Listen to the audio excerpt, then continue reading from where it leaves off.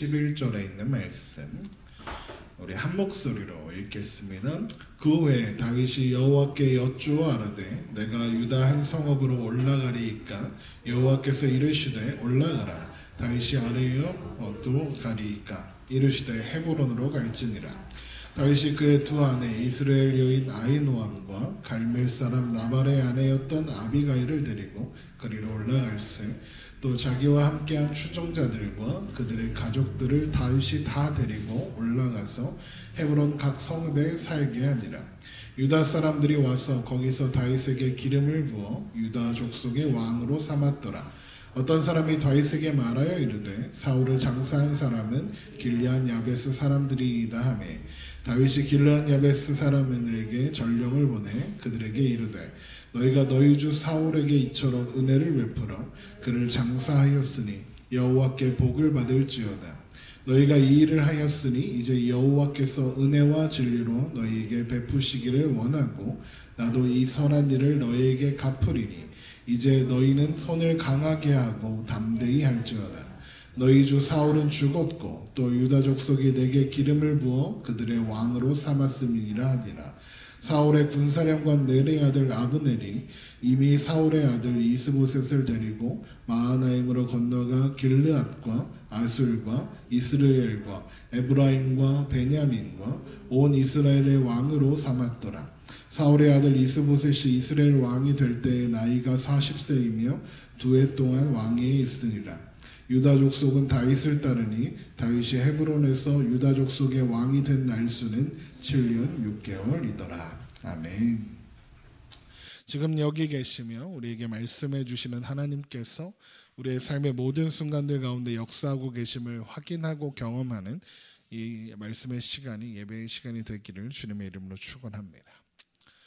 사울의 죽음 앞에서 다윗은 그 누구보다도 슬퍼하고 애통해했습니다. 생각해보면 사울은 다윗에게 적이었죠.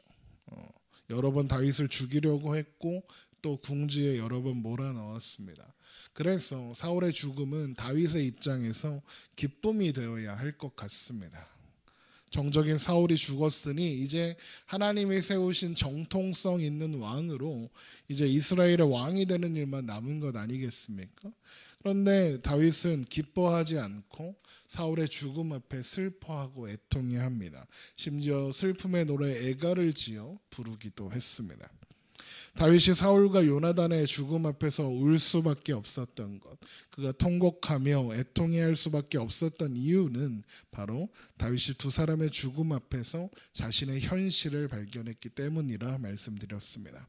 다윗은 이 두 사람을 통해서 자신의 못남을 보았고 자격 없음을 보았습니다. 하나님의 백성을 대적하는 블레셋과 함께 섞여 살던 다윗이었습니다. 그런 다윗은 시글락에 몰락하는 것과 함께 자신이 얼마나 죄인이었는지를 처절하게 확인했죠. 자신이 얼마나 못난 사람이고 자격 없는 사람인지 시글락에 무너지는 그 사건을 통해서 이미 확인했습니다. 그리고 하나님의 은혜가 아니면 자기가 살 수 없는 존재라는 것도 확인했습니다. 그런데 사울의 죽음의 소식을 들은 겁니다. 그들은 그래도 이스라엘 백성들을 위해 싸운 용사였고 그리고 뛰어난 사람들이었습니다. 다윗은 그들의 죽음 앞에서 하나님은 왜 이렇게 자격 없는 나를 살리시고 그들을 죽게 하셨는가? 왜 내가 죽지 않고 그들을 살리셨는가라고 질문할 수밖에 없었던 겁니다. 다윗은 그들의 죽음 앞에서 죽을 수밖에 없는 죄인인 자신의 현실과 그리고 그 죄인을 살리신 하나님의 놀라우신 은혜를 그리고 이해할 수 없는 은혜를 확인하고 있었던 것입니다. 그래서 다윗은 애통의 노래를, 눈물의 노래를 고백할 수밖에 없었던 것이죠. 사울과 요나단을 애통해하는 그 마음이 정리되었을 때 다윗은 이스라엘로 돌아가야겠다 묻습니다. 그래서 오늘 말씀 2장 1절을 보겠습니다. 그 후에 다윗이 여호와께 여쭈어 아뢰되 내가 유다 한 성읍으로 올라가리이까. 다윗은 유다 성읍으로 올라가겠다 물었습니다. 다윗이 블레셋에 들어올 때 시글락에 또 정착하고 살 때 하나님께 묻지 않았습니다. 자신이 혼자 생각하고 혼자 판단하고 혼자 결정했습니다. 자기 소견에 옳은 대로 행한 다윗이 만난 결과가 무엇이었습니까? 시글락이 패망한 것이었고 자신이 쌓아 올린 모든 것들이 무너지는 것이었습니다. 그 처절한 결과를 지니고 이제 다윗은 유다 땅으로 돌아가기를 원하고 있어요. 그런데 이제 혼자 생각하고 혼자 판단하고 혼자 결정하지 않습니다. 하나님께 묻습니다. 내가 유다 땅으로 올라가고 싶습니다. 올라가도 되겠습니까? 라고 묻고 있는 거죠. 다윗의 이런 변화는 자신의 삶에서 가장 중요한 것이 무엇인지 지금 매 순간 확인하고 있기 때문에 나온 결과입니다. 이제 다윗은 자신의 방법과 자신의 때와 자신의 길을 놓고 고민하지 않았습니다. 하나님께 답을 구했습니다. 그런 다윗에게 하나님은 유다로 돌아가라 합니다.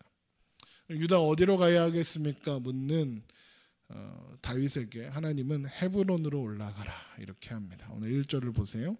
여호와께서 이르시되 올라가라. 다윗이 아뢰되 어디로 가리까? 이르시되 헤브론으로 갈지니라 하였습니다. 헤브론은 아주 오래된 도시였습니다. 아브라함 때부터 있었던 도시니까요. 지금 다윗이 머물고 있는 시글락에서 북동쪽으로 30km 정도 떨어진 곳에 있었습니다. 헤브론은 유다 지역 중에서도 산지에 있었습니다. 해발 900m, 거의 1000m 가까운 높이에, 그러니까 높은 산 위에 있는 도시였어요. 그러면 하나님은 왜 다윗을 헤브론으로 데려가시는 걸까? 그것은 헤브론이 가지고 있는 중요한 의미들 때문에 그리로 보내시는 겁니다. 그냥 보내시는 게 아니에요. 거기가 좋은 땅이어서 보내는 게 아니라 그 땅이 가지고 있는 의미 때문에 보냅니다. 헤브론은 아브라함이 자리 잡은 곳이었습니다. 그리고 그곳에서 사라가 죽고 거기에 사라의 무덤이 있습니다. 출애굽 후에는 갈렙이 정복하고 취한 곳이었습니다. 그 노래 아시죠? 이산지를 내게 주소서. 주께서 말씀하신 그 이산지가 바로 이 산입니다. 헤브론입니다. 제사장들을 위해 구별된 가장 큰 도피성이기도 했습니다. 그러니까 헤브론은 여러 가지 의미에서 가장 중요한 땅이었습니다. 갈렙은 여호수아와 함께 출애굽 1세대로 가나안에 입성한 사람들이었습니다. 가데스 바네스 그 광야에서 10명의 정탐꾼이 가나안을 점탕하고 돌아왔을 때 8명의 정탐꾼은 저희 가면 우리 다 죽는다. 그렇게 고백할 때 여호수아와 갈렙만이 하나님의 약속이 있으니 저곳에 들어가 우리가 취할 수 있다 고백했습니다. 그래서 그때 범죄했던 모든 이스라엘 백성들은 가나안에 입성하지 못합니다. 그런데 여호수아와 갈렙만이 믿음으로 하나님의 약속을 의지했던 두 사람만이 가나안으로 입성할 수 있었습니다. 자, 그런 갈렙입니다. 그러면 높은 곳에 있는 헤브론이 아니어도 산지가 좋은 땅일 리 없지 않습니까? 훨씬 기름지고 좋은 땅을 자기의 기업으로 요구할 수 있는 사람입니다. 이인자 아닙니까? 그런데 갈렙은 아직 정복도 되지 않았고 그리고 다른 지파들은 선뜻 나서서 가서 차지하려고도 하지 않는 그 헤브론을 요구한 게 갈렙입니다. 이 산지를 내게 주소서. 주께서 나에게 말씀하신 이 땅을 나에게 주옵소서라고 했습니다. 여호수아는 말려요. 왜 그렇게 힘든 길을 가려고 하느냐? 좋은 땅이 너를 위해서 많이 예비되어 있다. 너를 이렇게 지금 갈렙 나이가 80이 가까워요. 80 먹은 그 할아버지한테 그 산지에 올라가서 전쟁하라고 여호수아가 못하겠는 거예요. 그러니까 가지 말라고 하는데 갈렙은 갑니다. 주께서 약속하셨습니다 하고 갑니다. 왜 그렇게 헤브론을 간절히 원했을까요? 그것은 하나님이 아브라함에게 주신 땅이었기 때문에 그렇습니다. 하나님이 헤브론에서 하나님의 약속을 아브라함에게 확인하고 그 상징이 있는 자리였기 때문입니다. 갈렙은 하나님의 약속이 있는 그 땅으로 가기 원했던 것이고 이제 하나님은 다윗을 하나님의 약속을 품고 있는 그 헤브론으로 보내시는 겁니다. 그 약속 때문에 다윗은 헤브론으로 가는 겁니다. 그곳에서 하나님의 약속의 자리니까요. 하나님의 약속이 어떻게 이루어집니까? 하나님의 방법대로 하나님의 때에 이루어지는 겁니다.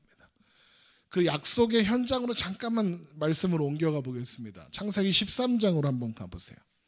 창세기 13장은 아브라함이 조카 롯과 헤어지는 이야기가 기록되어 있습니다.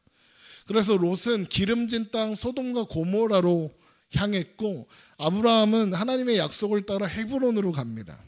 하나님께서 그 롯과 헤어진 아브라함에게 주신 약속이 뭡니까? 14절입니다. 창세기 13장 14절. 롯이 아브라함을 떠난 후에 여호와께서 아브라함에게 이르시되 너는 눈을 들어 너 있는 곳에서 북쪽과 남쪽과 그리고 동쪽과 서쪽을 바라보라. 보이는 땅을 내가 너와 내 자손에게 주리니 영원히 이르리라. 내가 내 자손을 땅의 티끌 같게 하리니 사람이 땅의 티끌보다 능히 셀 수 있을진데 내 자손도 세리라. 너는 일어나 그 땅을 종과 횡으로 두루 다녀보라. 내가 그것을 내게 주리라. 그리고 그 약속을 따라간 자리가 헤브론이었습니다. 18절을 보세요. 이에 아브라함이 장막을 옮겨 헤브론에 있는 마분의 상수리 수풀에 이르러 거주하며 거기서 여호와를 위하여 제단을 쌓았더라. 아브라함은 헤브론의 자리를 잡고 그곳에서 단을 쌓고 하나님께 예배를 드렸습니다. 그리고 이어지는 이야기가 14장입니다. 14장은 소돔과 고모라가 전쟁이 일어났는데 소돔과 고모라 전쟁에 패해서 소돔과 고모라 사람들이 다 포로로 잡혀갑니다. 그런데 그 포로의 행렬에 누가 있습니까? 롯이 있었던 거예요. 그래서 롯이 잡혀가게 둘 수 없었던 아브라함은 집에서 기른 318명 데리고 가서 롯을 구해왔습니다. 그런데 그리고 나서 15장 아닙니까? 그런데 그러면 지금 아브라함이 꽤 잘 나가고 있는 겁니다.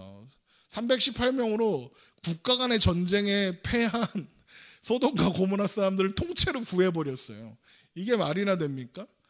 그런데 승승장구하는 이 아브라함 뭐가 두려울까 싶은데 하나님이 갑자기 15장 1절에 이상한 이야기를 하십니다. 15장 1절을 보세요. 이후에 여호와의 말씀이 환상 중에 아브라함에게 임하여 이르시되 아브라함아 두려워하지 말라. 나는 내 횡파여 너는 지극히 큰 상급이라. 두려워하지 말랍니다. 왜 두려워하지 말라고 하겠습니까? 아브라함이 지금 뭘 두려워하고 있는 겁니다. 뭘 두려워하고 있는 걸까요? 두려워하지 말라 하니까 아브라함이 고백합니다. 2절을 보세요. 아브라함이 이르되 주 여호와여 내게 무엇을 내게 주시려 하나이까? 나는 자식이 없사오니 나의 상속자는 이 다메섹 사람 엘리에셀이니이다. 아브라함이 또 이르되 주께서 내게 씨를 주지 아니하셨으니 내 집에서 길린 자가 내 상속자가 될 것이니이다. 아브라함의 두려움이 원인이 뭐냐? 하나님이 약속을 하셨어요. 자손을 바다의 모래같이 땅의 티끌같이 많게 하겠다. 약속을 하셨는데 아들이 없어요. 자식이 없어요. 자식이 나올 기미는 안 보여요. 약속을 이룰 아이가 생길 기미가 안 보이니까 두려운 겁니다. 여러분 약속이 있는데 약속이 눈앞에 보이지 않으면 두렵습니다. 그래서 아브라함이 두려워하고 있는 거예요. 그러자 하나님은 아브라함에게 약속을 다시 한번 확인시키십니다. 하늘을 가서 봐라. 하늘의 별을 보아라. 이렇게 하면서 약속을 확인시켜 주시고 그 약속이 어떻게 이루어지는가 보여주시기 위해서 언약 의식을 하나 치릅니다. 일단 15장 4절을 한번 보세요.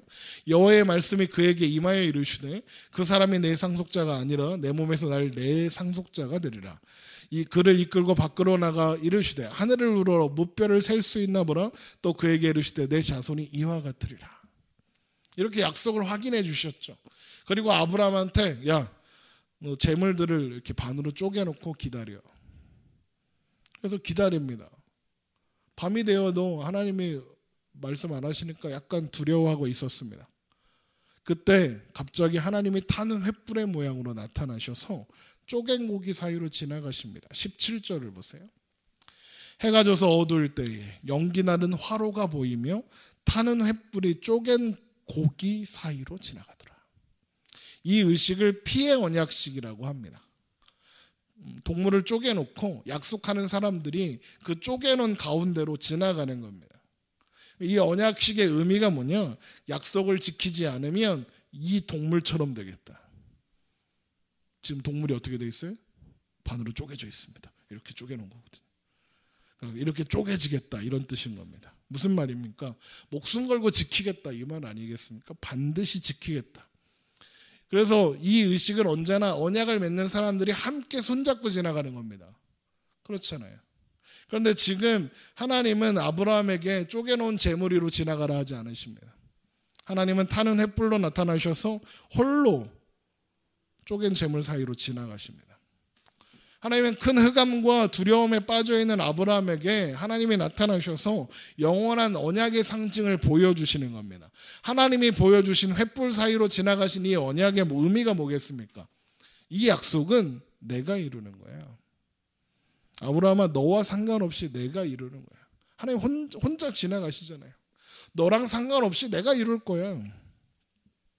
하나님의 약속은 아브라함이 노력한다고 돕는 일이 아니고, 하나님이 아브라함이 사고를 쳐도 실수를 해도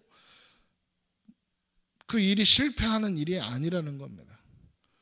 그리고 이것이 다윗에게 똑같이 적용되는 원리입니다. 그리고 오늘날 우리에게 똑같이 적용되는 원리입니다. 그래서 하나님이 헤브론으로 다윗을 데려가시는 거예요. 다윗아, 네가 왕이 되는 것은 너의 때에 너의 방법으로 너의 지혜로 너의 수단으로 되는 일이 아니다. 내가 이루는 거야. 내가 나의 때에 나의 방법으로 이룰 거야. 그러니까 조급해하지 마. 걱정도 하지 마. 하시는 겁니다. 그 장소가 바로 헤브론인 거예요. 그래서 다윗의 나라는 아브라함에게 주신 언약에 기초한 나라가 되는 거예요. 이해되시죠? 하나님께서 아브라함에게 후손을 통해서 열방에 복을 주시겠다 하셨던 것처럼 다윗의 왕국도 열방을 향한 축복의 통로가 되는 나라가 되어야 하는 거예요. 그런데 이 약속이 언제 어떻게 성취되느냐? 아브라함과 다윗의 자손으로 오시는 분, 바로 예수 그리스도를 통해서 완성되는 겁니다. 그래서 마태복음 1장 1절 생각나십니까? 아브라함과 다윗의 자손 예수 그리스도의 계보라. 이렇게 다 연결이 되는 겁니다. 하나님의 큰 그림의 말씀의 역사를 그냥 조각조각 볼 때는 이해가 안 돼요. 아니, 왜 아브라함과 다윗의 자손이야 예수가? 막 그런데 이 큰 그림을 놓고 보면 그게 보이는 거예요. 하나님의 큰 그림을 이렇게 놓고 하나님이 이루시는 그 역사를 보면 그래서 우리는 놀랄 수밖에 없는 거예요. 어떻게 성경이 이렇게 같은 말을 하고 있는가? 하나님은 이렇게 아브라함에게 하신 약속, 그리고 다윗에게 하신 약속을 우리 주는 예수 그리스도를 통해서 우리 안에 완성해 가고 계시는 거예요. 믿음의 자손, 믿음의 조상 아브라함의 역사가, 그리고 다윗 왕의 역사가, 그리고 성경에 기록된 모든 이야기가 지금 이 자리에서 예배하고 있는 우리를 향한 놀라운 계획과 뜻을 이루기 위해서 존재하는 거예요. 이게 제가 하는 말이 아니라 성경에 있는 말입니다. 베드로전서 1장 10절 한번 보세요. 베드로전서 1장 10절.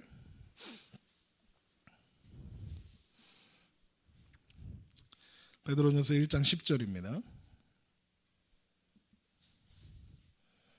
여기 이렇게 되어 있습니다. 이 구원에 관하여, 우리에 대한 것이요, 너에게 임할 은혜를 예언하던 선지자들이, 그러니까 구약에 나오는, 이게 여기서 선지자들은 구약에 나오는 모든 사람들, 이 모든 이야기를 이야기하는 겁니다. 선지자들이 뭐 했냐? 연구하고 부지런히 살펴서 자기 속에 계신 그리스도의 영이 그 받으실 고난과 후에 받으실 영광을 미리 증언하여 누구를 또는 어떠한 때를 지시하는지 상고하니라. 그러니까 그렇게 구약 백성들이 다 예수님이 오시는 그때와 그 문제들을 대해서 상고했다 하죠. 그런데 12절 보세요. 이 섬긴 바가, 그들의 섬김이 자기를 위한 것이 아니요 누구를 위한 것이에요? 너희를 위한 것, 우리를 위한 거라는 거죠. 것임을 계시로 알게 되었으니 이것은 하늘로부터 보내신 성령을 힘입어 복음을 전하는 자들로 이제 너희에게 알린 것이요 천사들도 살펴보기를 원하는 것이라. 천사들도 야, 이거 뭐야? 이거 왜 이러는 거야? 놀랍게 여기며 살펴보기를 원한다는 거예요. 구약의 모든 선지자들이, 아브라함과 다윗을 포함한 모든 믿음의 사람들이 우리 안에서 완성될 복음 하나님 나라를 위해서 섬기고 살았다고 성경이 증언하고 있는 거예요. 그 놀라운 역사 속에 살아가고 있는 게 바로 우리들인 거죠. 그래서 성경은 우리를 가르쳐 언약의 자손이다 하는 겁니다. 여러분, 우리는 약속의 자녀들입니다. 우리는 언약의 자손들입니다. 자, 이제 하나님의 약속을 붙잡고 하나님의 인도하심을 따라 다윗은 모든 사람들을 이끌고 헤브론으로 올라갑니다. 2절을 사무엘상 2장 2절로 돌아오세요.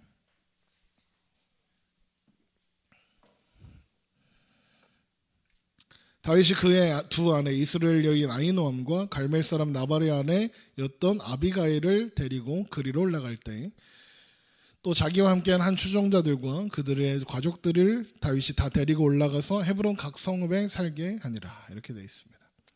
저는 이 말씀을 보는데 좀 이상했습니다. 왜냐하면 다윗의 무리가 600명입니다. 남자만요. 그런데 지금 보면 가족들을 다 같이 데리고 가고 있죠. 그러면 아내 1명, 애 1명만 쳐도 2,000명입니다. 그렇지 않습니까? 그런데 이 시대에 애를 1명만 낳겠습니까? 그러니까 적게 잡아도 2,000명, 많게 잡으면 3, 4,000명이 되는 사람이 어느 날 갑자기 헤브론에 온 겁니다. 그러면 여러분 헤브론 사람들이 그냥 가만히 있겠습니까? 3,000명이나 되는 사람이 여기 살겠다고 갑자기 왔는데? 그런데 아무런 저항 없이 정착하게 됩니다. 이런 호의를 받는 이유가 뭘까? 헤브론은 유다 사람들의 땅이거든요. 그 이유가 뭐냐? 사무엘상 30장에 그 이유가 있습니다. 사무엘상 30장에 가면 다윗이 아말렉 사람들에게 시글락의 모든 것을 빼앗겨서 이제 하나님의 인도하심을 가운데 아말렉 사람들 빼앗겨도 다 되찾아 돌아오잖아요. 그때 돌아가는 이제 그 잡으러 가는 그 기간 중에 힘이 없어서 못 따라가겠다고 한 200명을 이제 시냇가에 놔두고 이제 갔다가 돌아오는데 이 400명이 그러잖아요. 200명은 놀기만 했으니까 얘네 나눠주지 맙시다. 그랬더니 다윗이 뭐라고 그래요? 야, 이거 하나님이 은혜를 주신 거야. 값없이 주신 거야. 당연히 공평하게 나눠야지 하면서 그 200명과도 나누면서 뭘 하냐면 자기의 족속이었던 유다 성읍들의 그 전리품을 다 보내요. 한번 말씀을 보죠. 사무엘상 30장 26절입니다.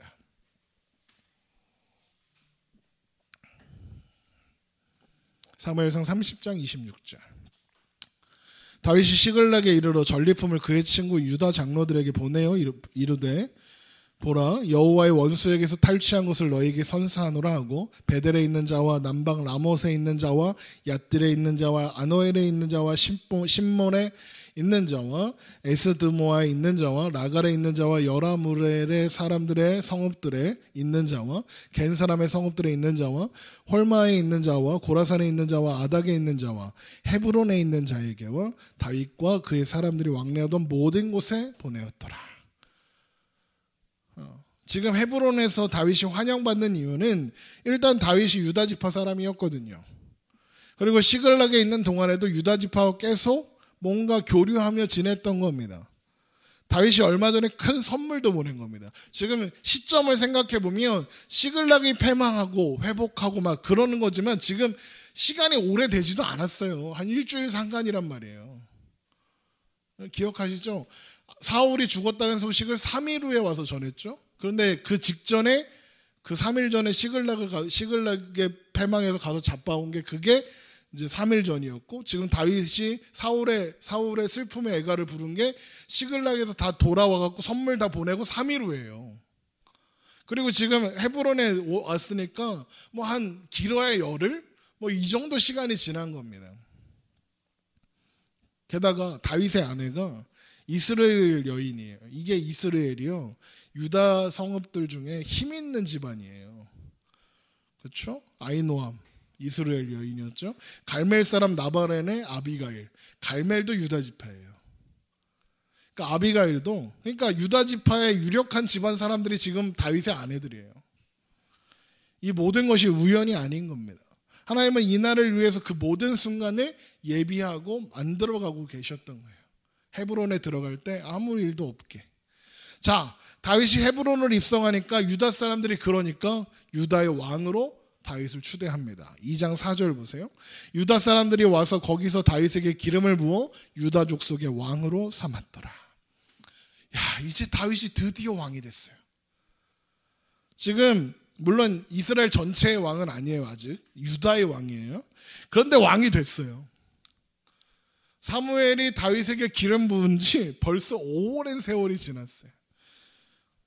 뭐 짧게는 뭐 15년, 길게는 30년까지도 보던데 그런데 대충 날짜 맞춰보면 한 15년 정도 된 것 같아요. 그러니까 기름을 부었는데 맨날 개고생만 했어요. 다윗이 그냥 광야를 헤매고 돌아다녔습니다. 그런데 왜 그 시간들을 돌아다녀야 했고 왜 그렇게 광야를 헤매야 했느냐? 하나님께서 다윗에게 왕 되는 건 나의 때, 하나님의 때에 하나님의 방법으로 되는 것을 가르치셨어요. 광야를 헤매면서 의미 없이 지나간 시간이 아니었어요. 블레셋에 갔던 시간도 의미 없는 시간이 아니었어요. 다윗이 자신의 힘과 자신의 지혜와 자신의 능력과 자신의 의지로 사는 삶을 무너뜨리는 시간이었어요. 하나님은 그렇게 다윗을 오랜 세월의 광야 생활을 통해서 하나님께 묻고 하나님의 능력과 하나님의 지혜와 하나님의 의지를 따라 사는 삶으로 다듬어 가고 계셨어요. 그리고 이제 왕이 됐어요. 그런데 그 다음 이야기가 왕이 되고 나서 제일 먼저 한 일이에요. 그게 뭐냐? 자, 계속 보세요. 2장 4절. 어떤 사람이 다윗에게 말하여 이르되 사울을 장사한 사람은 길르앗 야베스 사람들이니이다. 아멘. 누군가 와서 어떤 사람이 와서 길르앗 야베스 사람들이 사울의 장례를 치러 주었다라고 이야기를 합니다. 사울과 길르앗 야베스 사람들은 특별한 인연이 있었어요. 사무엘상 11장에서 암몬 족속이 길르앗 야베스 쳐들어왔을 때, 그래서 길르앗 야베스가 죽을 수밖에 없는 그런 상황일 때 사울이 백성들을 이끌고 가서 암몬과 전투를 해가지고 길르앗 야베스를 구원해 줬거든요. 그때부터 길르앗 야베스 사람들은 사울에게 충성하는 사람들이었어요. 사울에게 큰 은혜를 받았으니까요. 그런데 블레셋 전투에서 죽은 사울과 요나단의 시체가 벳산 성벽에 걸려 있고, 그래서 사울의 그 시신이, 사울과 요나단의 시신이 그렇게 모욕당하고 있다는 소식을 길르앗 야베스 사람들이 들어요. 그래가지고 그거를 목숨 걸고 가갖고 사울의 은혜 때문에 시신이 더 이상 모욕당하지 않도록 목숨 걸고 그 시신을 거두어 와서 장례를 치러줬어요. 그 이야기가 사무엘상 31장 11절에 기록되어 있어요. 한번 보세요. 사무엘상 31장 11절. 길르앗 야베스 주민들이 블레셋 사람들이 사울에게 행한 일을 듣고 모든 장사들이 일어나 밤새도록 달려가서 사울의 시체와 그의 아들들의 시체를 벳사 성명에서 내려가지고 야베스에 돌아가서 거기에서 불사르고 그의 뼈를 가져다가 야베스 에셀 나무 아래 장사하고 7일 동안 금식하였더라. 그러니까 길르앗 야베스 사람들이 사울의 죽음에 대해서 얼마나 슬퍼했고 애통해했는지 보여주는 장면이죠. 자, 그런데 이 사람이 다윗이 왕이 되자마자 길르앗 야베스 사람들이 사울의 시신을 수습하고 장례를 치러줬습니다 라고 보고를 하는 거예요. 왜 그러는 걸까요? 왜 갑자기 와서 보고를 하는 걸까? 그건 다윗한테 사울이 죽었다는 소식을 제일 먼저 전하려고 했던 아말렉 사람 있죠? 그 사람이 가졌던 이유랑 똑같은 이유예요. 아말렉 사람은 사울이 죽었다는 소식이 다윗에게 기쁨이 될 줄 알았어요. 그래서 큰 상을 받을 줄 알았죠. 그런데 다윗은 오히려 크게 슬퍼하고 아말렉 사람을 죽였습니다. 처형했습니다. 생각해보면 아말렉 사람의 증언은 다윗이 유리하게 써먹을 수 있는 좋은 건수였어요. 사울을 왕으로 믿고 따랐던 백성들한테 이 사람의 증언은 사울은 그렇게 못난 놈이었어. 지금 우리나라 지금 막 법무부 장관 때문에 시끄럽잖아요. 서로 약점 찾아내갖고 서로 공격한단 말이에요. 그러니까 그런 거예요. 정치적으로 보면 아주 좋은 소스인 거예요. 사울이 이렇게 못난 놈이야. 이렇게 하기 딱 좋은 거죠. 그런데 다윗은 아말렉 사람을 죽여요. 왜? 하나님께서 세우신 다윗의 나라는 그렇게 세워지는 나라가 아니라는 걸 다윗이 지금 보고 있으니까요. 그럼 이 사람이 다윗에게 사울의 장례를 치른 길르앗 야베스 사람들의 이야기를 전하는 이유가 뭐겠어요? 이거요. 사울 편 드는 길르앗 야베스를 본보기로 삼으라는 거예요. 본보기로. 걔네들부터 혼내주면 사울에게 충성했던 사람들이 다 이렇게 닥치고 들어올 건 아닙니까? 이런 의도인 거예요. 실제로 왕이 바뀌면 제일 먼저 해야 되는 게 이전 왕에게 충성하던 사람들 다 이렇게 제거하는 거잖아요. 우리나라도 대통령 바뀌면 국무총리 장관들 다 바꾸잖아요. 이거 똑같은 거예요. 그래서 다윗한테 길르앗 야베스한테 본때를 보여줘야 됩니다. 이렇게 하고 있는 거예요. 그런데 다윗이 이상해요. 이 좋은 기회를 안 써먹어요. 그러면서 이렇게 5절을 보세요. 다윗이 길르한 야베스 사람들에게 전령을 보내 그들에게 이르되 너희가 너희 주 사울에게 이처럼 은혜를 베풀어 그를 장사하였으니 여호와께 복을 받을지어다.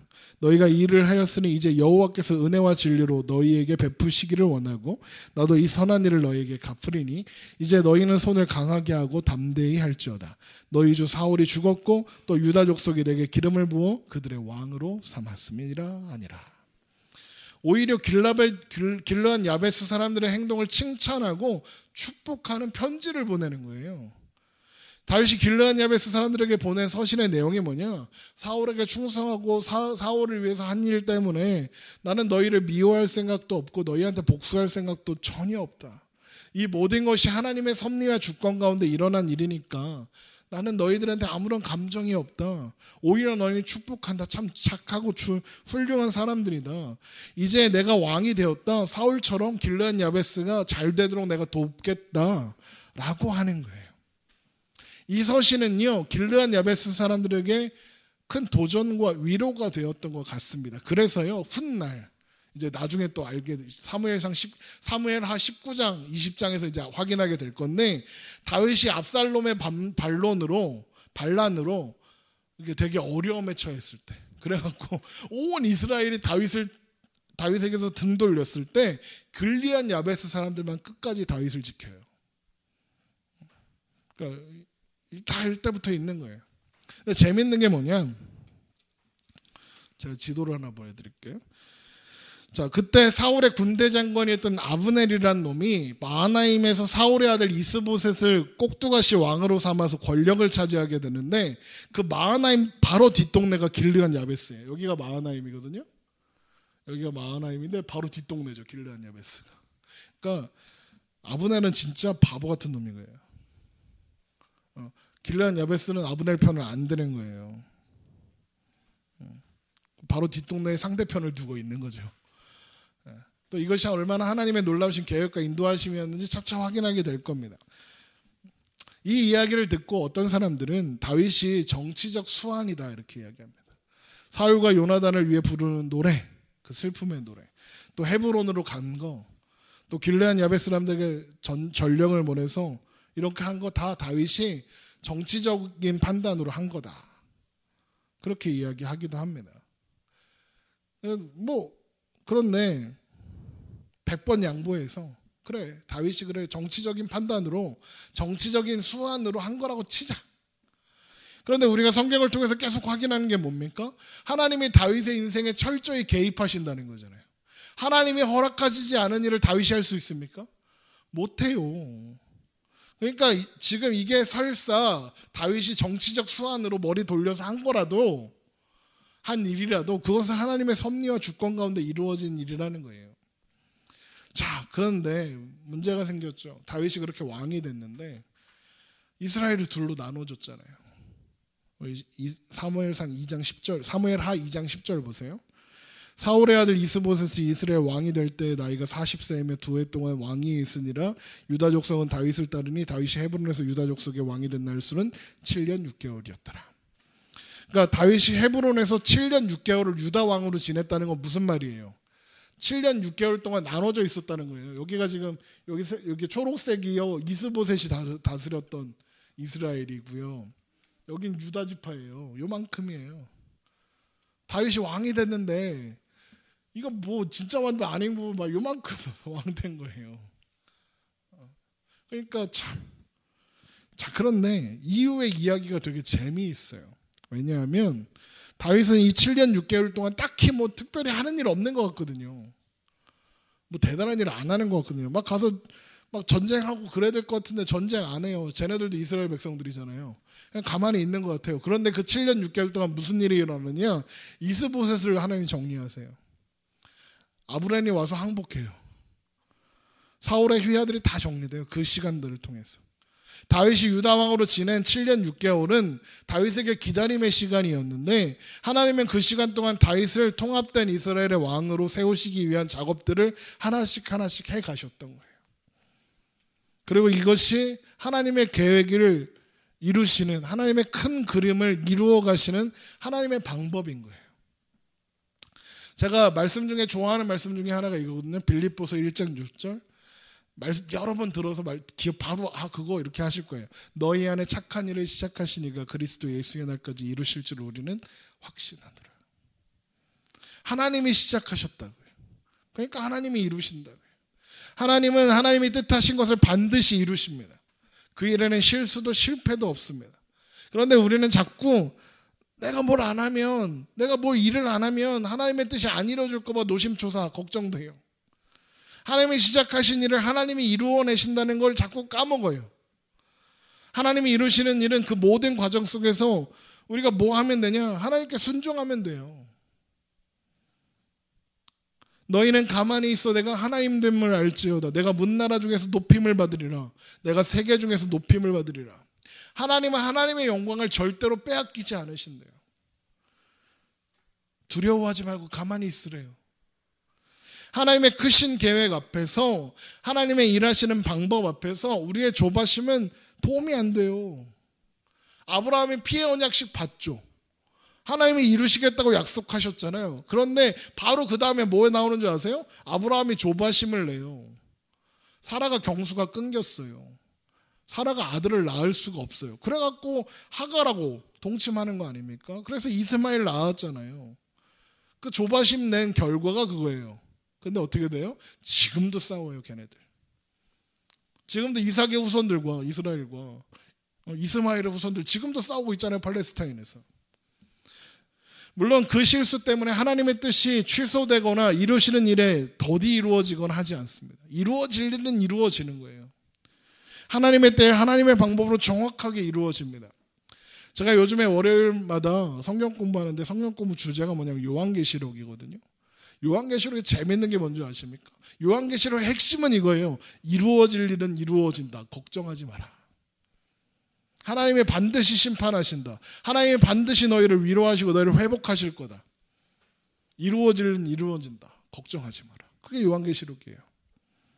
하나님의 방법이 하나님의 때에 반드시 정확하게 이루어진다는 거예요. 여러분, 이 시간에 우리가 말씀을 통해 기억하고 또 기억해야 하는 것은 실수도 실패도 하지 않으시는 하나님께서 우리의 삶을 붙잡아 인도하고 계신다는 그 사실입니다. 여러분, 잊지 마시기 바랍니다. 우리가 살아가는 모든 한 걸음 한 걸음들은 그저 의미 없이 지나가는 시간들이 아닙니다. 지금 이 순간에도 하나님은 세심한 손길로 우리의 한 걸음 한 걸음을 붙잡고 계십니다. 물론 그 한 걸음 한 걸음들이 너무 더디는 것 같고 또 보이지 않는 것 같아서 두려울 수 있습니다. 그러나 우리는 오늘도 신실하신 하나님을 붙잡고 그 한 걸음을 디뎌 나가는 사람입니다. 때로는 의미 없어 보이는, 그래서 지루해 보이는 그 한 걸음일지라도, 그래서 너무 힘겨운 한 걸음일지라도 하나님은 그 모든 걸음들을 통해서 우리 안에 하나님의 놀라우신 뜻을 이루어 가고 계시니까 오늘도 그 하나님의 신실하심을 기대하는 우리가 되기를 바랍니다. 하나님의 그 신실하심을 바라보기를 바랍니다. 하나님은 우리와 함께 하십니다. 그 사실 기억하며 믿음으로 사는 저와 여러분 되시기를 주님의 이름으로 축원합니다. 기도하겠습니다.